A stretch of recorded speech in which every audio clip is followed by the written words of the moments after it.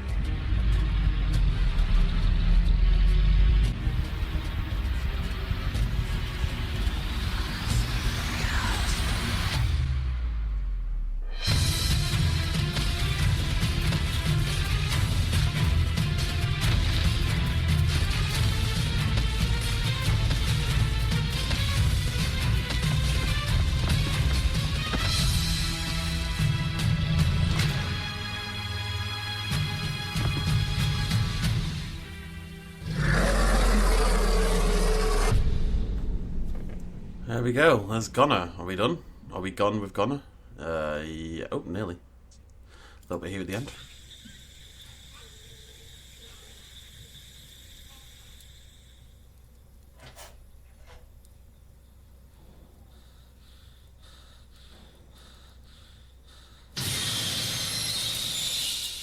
Cool. Okay, so first things first, the game is an indie game and it is pre-alpha. I'm not using that as an excuse for anything, but when it comes to, animations and models and textures and stuff like that, I think that is always worth keeping in mind. There was a lot of that was looking a little bit, I don't want to say shoddy, but a little bit lower standard, blah, blah, blah, blah. But it is an indie game, it's pre-alpha. It's launching on Kickstarter fairly soon. This is meant to be, as you can see, the Kickstarter announcement trailer, but the Kickstarter, as of right now, is not currently live. It will be going live, I assume, probably this week, to be honest. But, right, let's talk about it, because this is an interesting trailer. It's a bit unusual, because I get, slight Turok vibes to it. I don't know if anyone else did, but with, especially this stuff here with the temple. Let's turn it down for this. The temple and the design of the character here who had, we saw him a little bit towards the end with the mask on and everything. So, as far as I know, the game has 2 modes. We're going to talk about that more later on, but there's an open world survival mode where you just try to survive as long as possible. Kind of like, I guess, The Forest. And then there's an actual campaign, a story mode to follow through, where I think you're searching for your lost mother or something like that. We'll talk about that, like I say, a little bit later on. I will say, The Forest with dinosaurs is again another thing I've wanted for a long time. I don't know if this game has a crafting system in the same kind of way. It looks like maybe it will do for at least campfires and stuff like that, but we'll have to wait and see. So I'm going to skip through to the important bits. So, make your own rafts, go down the rivers. Try it again, bearing in mind, pre-alpha, blah, blah, blah, blah.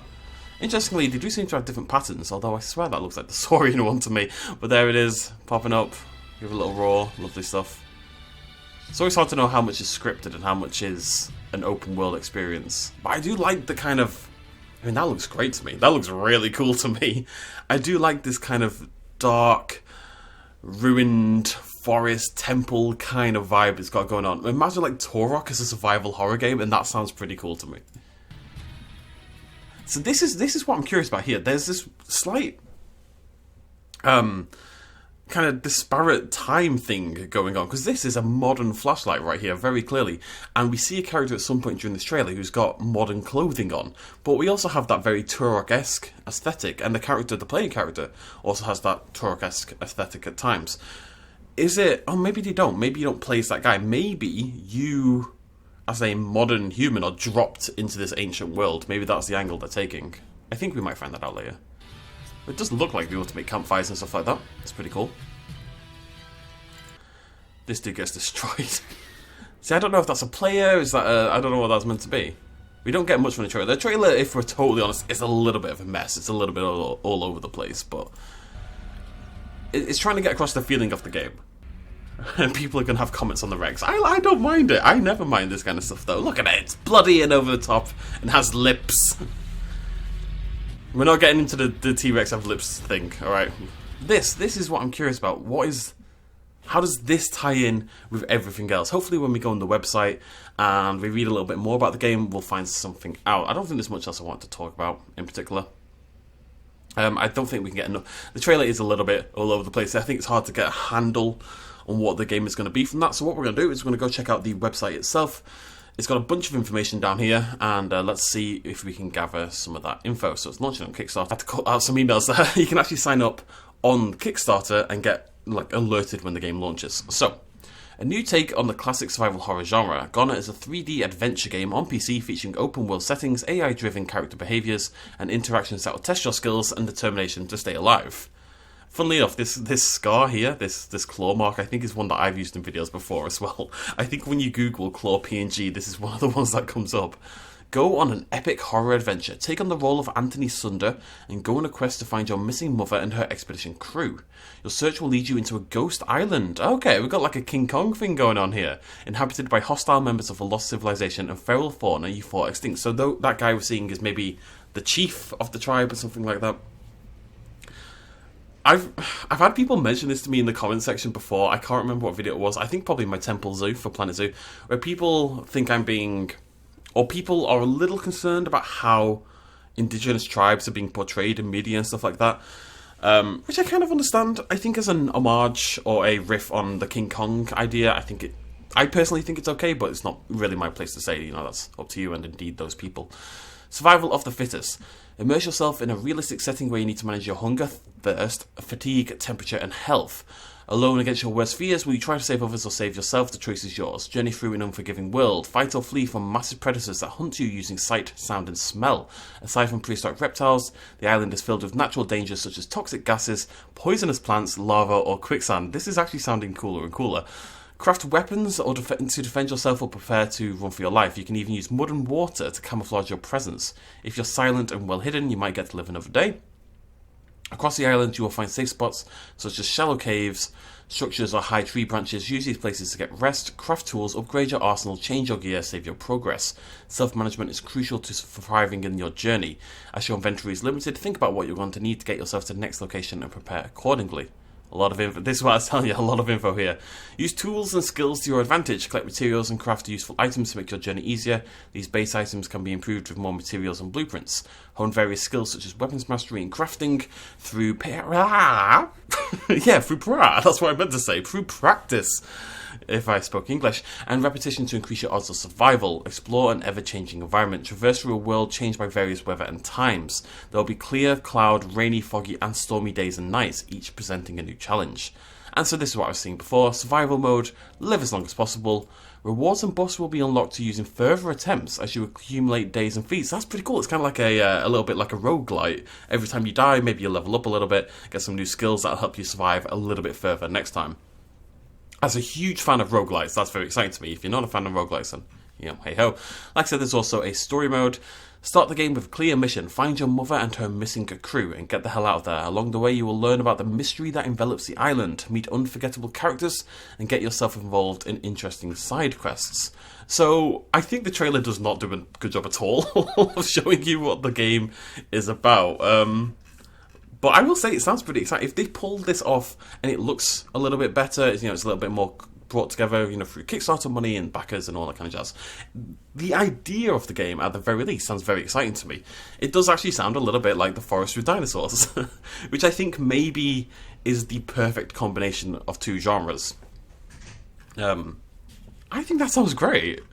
Now, there is always, I'm trying to be more realistic in my older age, but, it's a Kickstarter game that we only got a little trailer for, there's always risks involved with this kind of thing. I'm going to get that out of the way once again.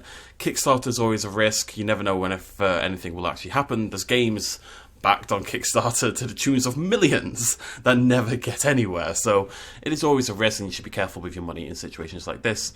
But it's interesting, at the very least. I like a lot of the ideas. I really like the emphasis, focus on survival. And for me, dinosaurs and this kind of survival game always made so much sense, and it was always weird to me that we didn't have that. I always thought that was such a natural thing to have, The Forest with dinosaurs, a horror survival crafting game, but with dinosaurs as the enemy, and it perplexed me for a long time that we never had that. We had a couple of attempts. I cannot remember what it was called. There was a game 4 or 5 years ago. I played it on the channel. It's like an open world survival crafting game with dinosaurs, but it wasn't a horror game. It was... what was it called? Beasts of Prey? Was it Beasts of Prey? It was fairly bad, anyway. Although I heard it might be coming back in a shock twist. Anyways, we'll talk about that some other time. Now, so that's it for what I want to talk about the game, right?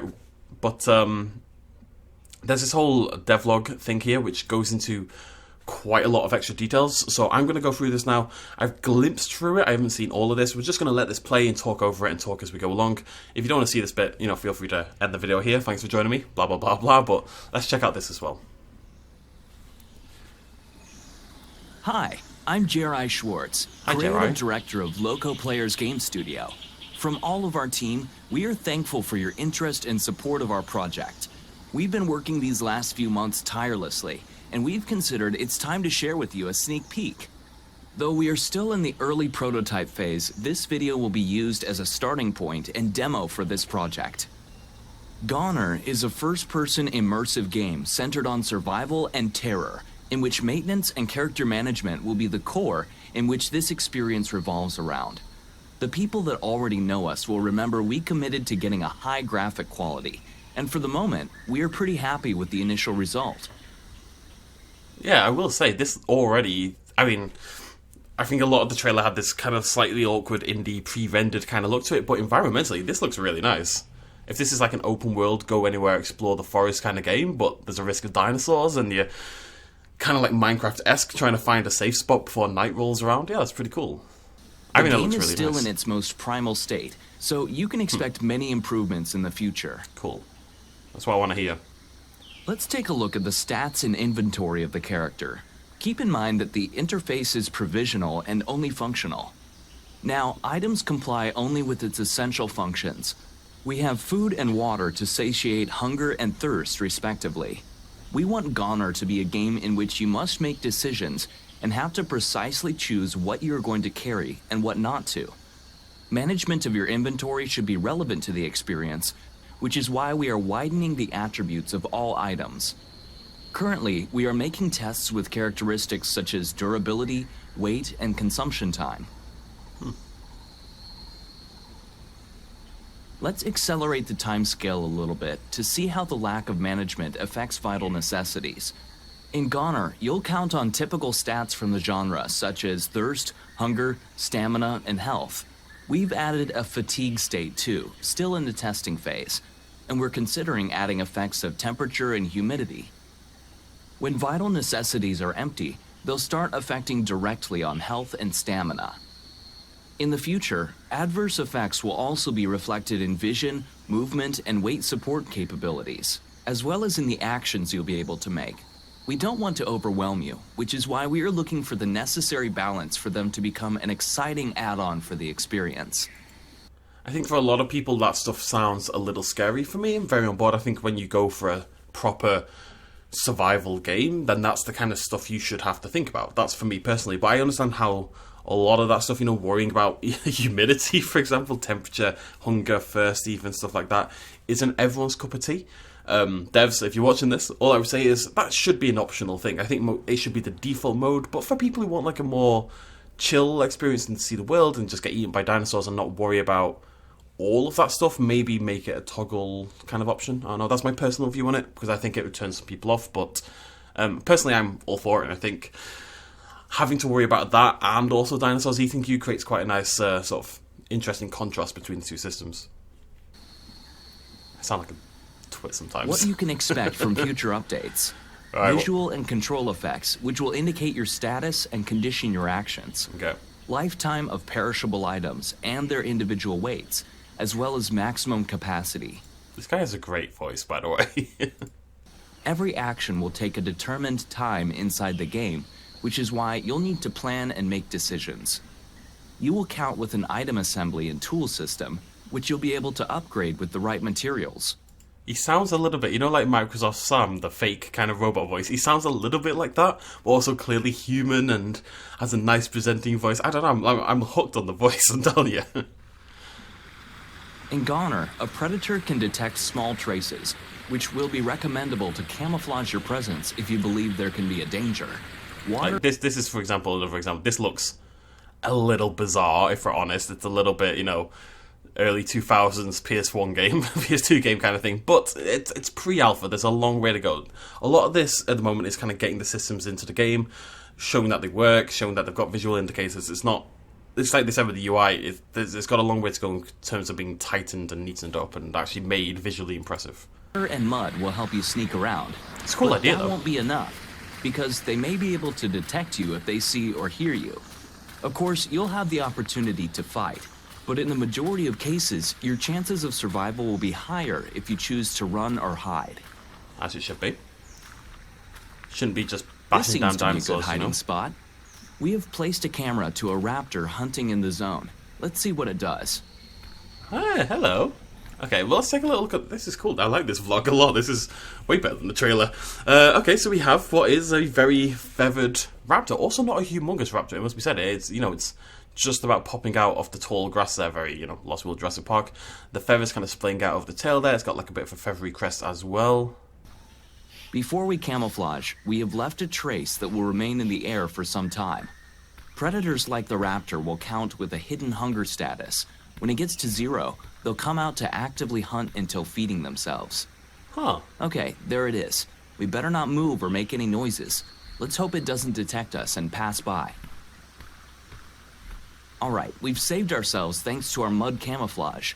Without it, this hiding spot wouldn't have been safe enough. We could have been detected through smell, turning us in its prey. But camouflage doesn't last forever, as mud will not take long to dissipate. See it fading. So we'll need to go to safety as soon as we can. Elements such as rain and water from rivers and lakes will also diminish your smell traces if you get wet. That's really Throughout cool. the map, you'll find safe zones. Trees and vines such as this will help you get out of reach of predators. Oh, get up that tree, buddy. A hungry raptor approaches. Luckily, we can get to safety.